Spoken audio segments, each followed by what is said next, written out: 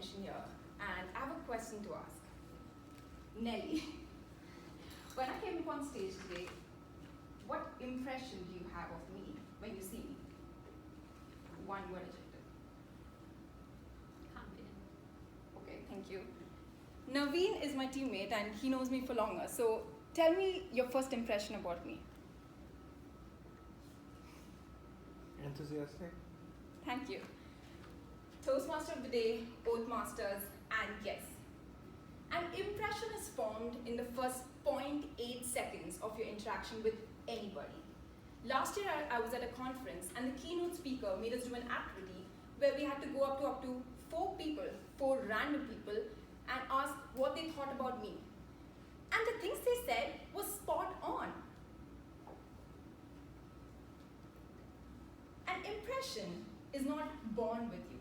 You can actually build it. And how do you do it? It's by building your personal brand. The way I see it, there are 2 types of people in this world.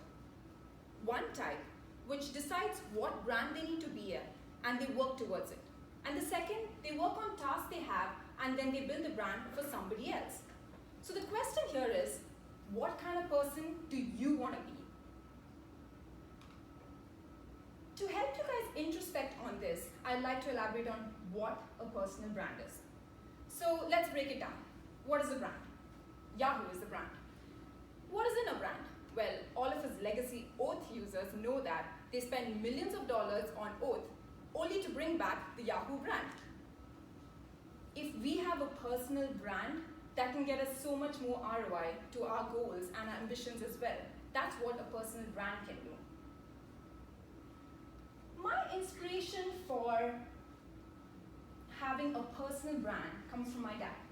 I saw my dad build his personal brand during the time when there was no social media and the influencer culture did not even start.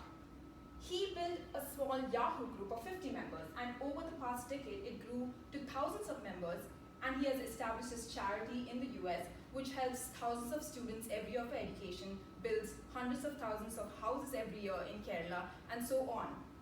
All this I saw him grow in his role because of his personal brand, because people came to him, people who wanted to help came to him, people who needed help came to him. And he always had philanthropy as a characteristic in whatever work he did, and therefore he was able to achieve his goal. So that's where I saw how personal brand can help a person achieve their goal. Now let me help you guys understand how each of us over here could develop that personal brand. I have a fun exercise.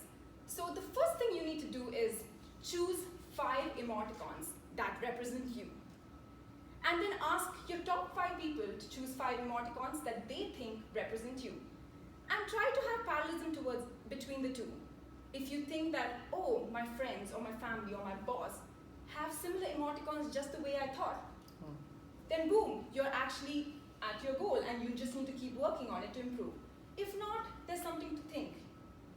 So this is the 5 emoticons I told my best friend to choose, and she came up with these. And I was surprised because I never thought of these. And I was like, these actually look cool. If she thinks of me like this, my manager doesn't obviously at this point probably, but I need to make my manager think like this too. So that's my goal.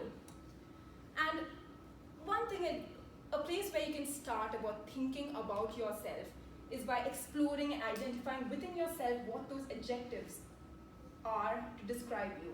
And what I do is, for example, like a goal for me is from moving from software engineering to product management. So what I've been doing is, whenever I come across a product manager at an event or at a podcast, I check their LinkedIn profile. I check how they reached that goal. I make patterns out of it to figure out what they have done to reach that goal. And that does help me to fix what I need to do next.